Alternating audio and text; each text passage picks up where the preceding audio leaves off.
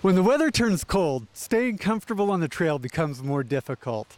Next, Diane Van Deren will tell us how she stayed warm during her race in Alaska. Well, in order for me to compete in 100-mile races, I run through rain, I run through snow, I run through heat, I run through rivers. There's many elements that I endeavor when I run in these races. So some of the clothes that I wore when I did this race in Alaska was, I obviously started with long underwear underneath. That was the first layer that I had. And then I had on top of that, I had a pair of insulated pants and also then a shirt here that's heavier that would also wick away the sweat from my body. So some of the things, I've got the Gore-Tex top here and the Gore-Tex bottom. This is totally windproof, waterproof, and keeps my body warm. I wear these gloves that North Face puts out. It's a lighter version, what I could wear during the day in cold temperatures. And at night, then I would switch to a Gore-Tex glove, something that's heavier and something that would keep me warmer as the elements drop. Also, the shirts that I wore, I had a long sleeve polypro shirt here that would wick away the sweat from my body. The hats, I would bring a couple hats in case one of them got very wet. I always bring a couple of each item that I bring in case of wetness. So these hats that I wore were windproof and waterproof also.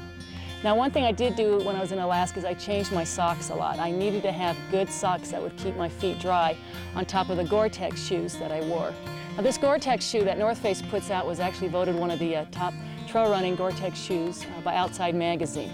It's a wonderful performance shoe, but it does what it says. It keeps your feet dry and it keeps your feet comfortable from blistering in other aspects. Brightness out in Alaska is so bright, you definitely need to have a good pair of sunglasses. So I would usually wear my light sunglasses during the day, and then as it was snowing heavy or I needed more protection on my face because of the coldness and the sun, I would have to put on a ski goggle.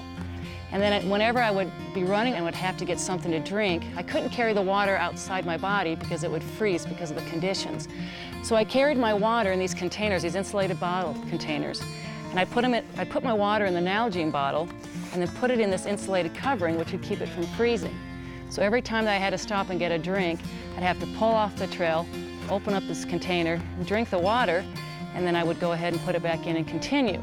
But as I pulled off the trail, what I would do is I would throw on a down coat, because as you stop, your body temperature drops so quickly that I had to keep warm. And then as soon as I finished eating and drinking, I'd throw it back into my sled and then I'd continue in the race. Believe it or not, I did run for a period of 45 hours straight. I did not sleep, but I did eat and drink. But it was continuous movement, and I really couldn't stop for a long period of time because the body would get so cold. So as long as I kept one foot in front of the other, I continued moving, I continued eating and drinking, I knew that I had a good chance at finishing this race.